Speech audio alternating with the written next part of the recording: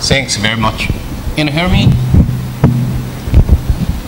Well, thanks to the chairman, Dr. Hong, and also the organizing committee to give me a chance to deliver my talk.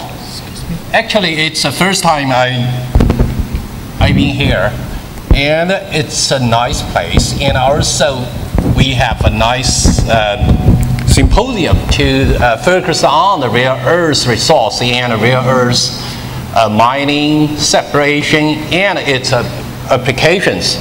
So today I would like to talk about how to make the separation of rare earths in the manners of green and efficiency.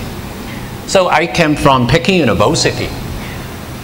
My talk including three parts. So the first part is mineral rare earth resource in the world. And just follow up the data of Jack and also accelerators. And from the Google Earth, we can find in Asia, and China, India, Vietnam, and Indonesia, and other countries, they have the report to exist the rare earth resource. And in Europe, Russia, Ukraine, and other countries also have the deposits of the rare earth ores. And Australia in the Oceania area, Australia is exactly to have the reserves. So that's why the liners mining in Australia and transportation to here to deal with that. North American and Brazil, as well as Africa. So the global rare earth resource, there are about 34 countries and areas with rare earth reserves in the world. That's why the rare earth elements are widely distributed on the earth. And I think with the time advancing, more rare earth deposits will be discovered. For example, this is publications in last year published in the Nature Geoscience. And from their report, in the Pacific Asia, from the deep sea mouth, and the depths around the 3,500 to 6,000 meters under the sea, and the rare earth concentration is around the 400 to 2,000 ppm, and the reserves around 1,000 times than that of on the earth or on the land. And especially for the heavy rare earth elements reserves is more than or higher the Chinese ionic absorbed minerals in the southern area of China. So that these publications give us the chance to develop the rare earth resource to the practicals. And from the USGS, United States Geological Survey, the global rare earth distributions in 2009, it's the biggest one in China. Besides that, the other countries, especially for the USA and the CIS countries, and Australia and Brazil, is the more main component of the data. In the world industrial rare earth reserves covered by different countries and areas.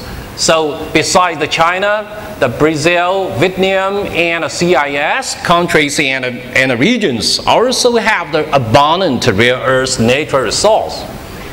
And the total rare earth distributions accumulate all statistics in last year by the Chinese Society of Rare Earths and the Chinese Academy of Geological Sciences. And more than 10 countries, they will have the abundant rare earth reserves. So unfortunately, not all deposits could be mined. That belong to the rare earth elements resource exist in many even they are existing in many minerals or ores, but only a part of them can be economically developed or green manners to develop and mine because of their trace amount of in minerals and coexisting with others, especially for the radioactive elements. And here is the mainland of China, Chinese maps. So from the north to the south and the west part and the east coast, there are several different kind of the ores. Especially in this, especially in this area, the ionic salt deposits, it's unique in the world. So the resource is around the percentage is around 36% in the world. And a very unique thing is, compared with the other ores, the diverse minerals and elements, especially abundance of heavy rare earth elements located in this area. So the second, I would like to talk about the recent progress of the rare earth separation. So every case or every works, they are related to the environmental considerations. So the first one is, if you want to make the process more green and efficient, the first choice is improve your extractant or improve your separation systems. So recently, the main extractant in the practice is the phosphonic or phosphoric acid. And there are three kinds of the main extractant used in the industry. However, they face some troubles or problems.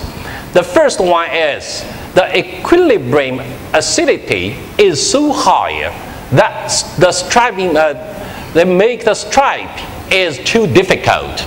So that's why from the solvent extraction, the waste water contains high concentration of the acidics. And the second one is even the Sinex 272 can be used as the more efficiency or more good, better extractant. However, they are metal loaded ability and it's easy to form the micro emulsion, may give us the troubles. So how to improve the extractant? The first choice is combine with this functional group with the phosphoric acid together, because this side can chelate with the rare earth ions, and this side can load the protons together. And this structured extractants, they can make the extraction from between the interface of organo and aqua phase, make them transfer to the homogeneous extraction process or mechanism. So, and also this extractant also can be used as the valuable or noble metal separations like the platinum and the palladium. And the second sense is we are not synthesized the new extractant and just mix the sum of them together, some of the used extractant together. For example, the phosphoric acid, they can load the rare earths with a high efficiency. And when we add the trace amount of another extractant, they can load the protons together and make the heterogeneous phase separation into the homogeneous, because the mixture of these extractants, they can transfer the protons directly in the organic phase to strike or exchange rare earth ions in the organic phase.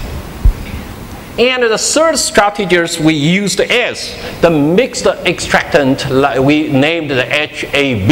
It seems like just I mentioned this method. And here, the carbon oxalic acid and mixed with phosphoric or phosphonic acid together. And these mixtures can individually or uniquely to separate the rare earths with the yttrium in high efficiency. And when we separate the rare earths, most of ours omit or the scandium, the trace amount of the scandium, even they also belong to the family of the rare earths. And here we developed some process to separate the trace amount of the scandium from the rare earth mixtures. And just by the very simple process, they can concentrate and separate the scandium from the ionic absorbed deposits. And here is the extractant, also the carbon oxalic and the others mixture together. And by continually processing, and we can from the low concentrations to the 5-9 purities for scandium. And only the total stage is around 30. And the yield is higher than 70%. So that's a high yielding or high recovery of the scandium. And a very important thing is how to separate the trace amount of the radioactive elements from the rare earths. And here is the typical process. Separate the thorium to the cerium and other rare earths. And both of them is for the valence is the +4 and easier to separate with the rare earth +3 valence. So that's we use the two combined process. One is the phosphate oxide, and another one is the amine, kind of amine to combine together and to separate the rare earths as well as to concentrate the thorium together. And here, this process is not the end, because if you concentrate the thorium, it makes it more difficult and more dangerous to storage them. So the target or the final target of Earth is separate or purify the thoriums, meets requirements of nucleation applications. And the separate the rare earths with yttrium with some mixed extractant systems like here, and the purity of the yttrium oxide with higher than the 4 nines, and the yield is around the 50%. And another process developed in China is produce the europium by the electrolysis, because the europium ions, they can exist in both valence, +2 and +3. And for the status of the +2, it's easier to separate with the rare earths in +3 status. So use the electrolysis. This is the main and dominant process to separate the europium in high purity with the other rare earths. And after we set up the production lines and the online analysis, and to combine with the expert systems to modulate or adjusting the cascade into the steady or into the stable systems is the key problems. And here we just combine the online analysis, expert systems, and the flow rate and index control together. And here, the online analysis, we use the americium 241 as the radioactive elements to exciting the samples, rare earth samples, and to detect by the high purity germanium detectors. And it can quickly and speedy our analysis of the mixture of the rare earth ions. The accuracy is higher and also comparable with the ICP method. So the expert systems contain, including the dynamic simulation, optimized design, and controlled systems together. If we want to save them or make the process more green or more efficient, and another problem is because for separate the rare earths, the driving force came from the chemical cost. And if we separate the solvent extraction of the rare earths into the chemical operation units, totally 3 steps. The first one is saponifying, and the second one is the loading, and ion exchange, and striping. The saponified cost the base, and the striping and the the screwing cost the high concentration of the acid. So if we can decrease the consumption of the chemicals, especially for the base and the acid, we should to use the intrinsic behavior or intrinsic ability between the element 1 and element 2. That's a different rare earth ions. They have the nature to separate or to distribute them from the liquid, from the aqueous phase to the organic phase. And this is the intrinsic. So we should to combine the intrinsic ability of separation of the rare earth ions combined with the chemical consumption together, and to decrease the consumption of the acid and the base for the separation process. So we called this process is the hyperlink. We use the terms of the informatics because they can connect one step to another step as the superlink styles, and that make the compare with the classical process and the hyperlink process. This one can save the consumption of the chemicals around the 50% to 70%. The 50% is compared with the light rare earth element separation, and the heavy rare earth element separation can save the 70% of the chemicals. So from the point of view of the theoretical considerations, the hyperlink process is the best and is the final solution to separate the rare earth ions individually. And the last is the personal perspectives. And when we talk the pollution or talk the environmental effects of the rare earth separations, we should consider the 4 flow sheet of the rare earth separation.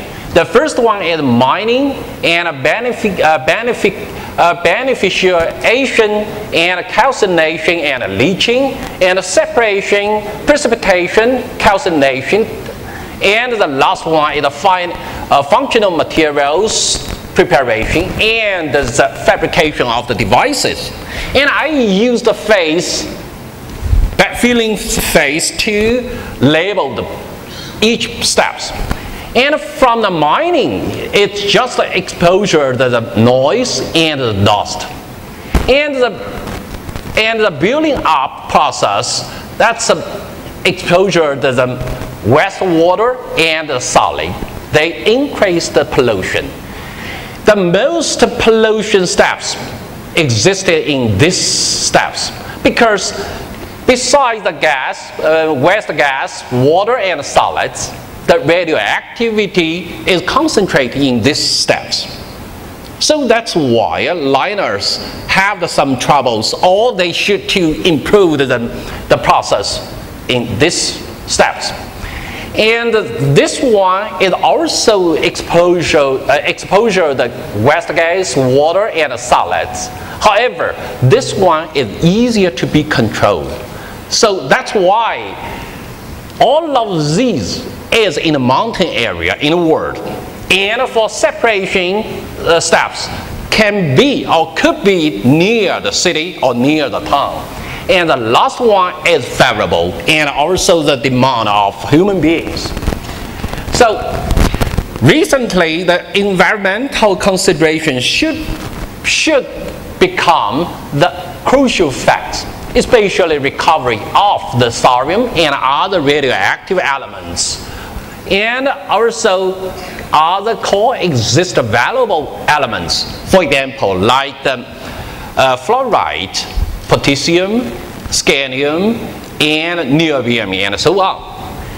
And more efficient extractant and reagents are the common demands. It's the development of green, efficient, and individualization process. It's unique to one by one, not to use the same extractant to all, and just use a unique one to the highest selectivity of the different elements. So it's still an open field for both academic and industry, requiring global collaborations. So thanks to my colleagues and the agency to support my research, and also my colleagues out of our campus. And thank you all for your attention.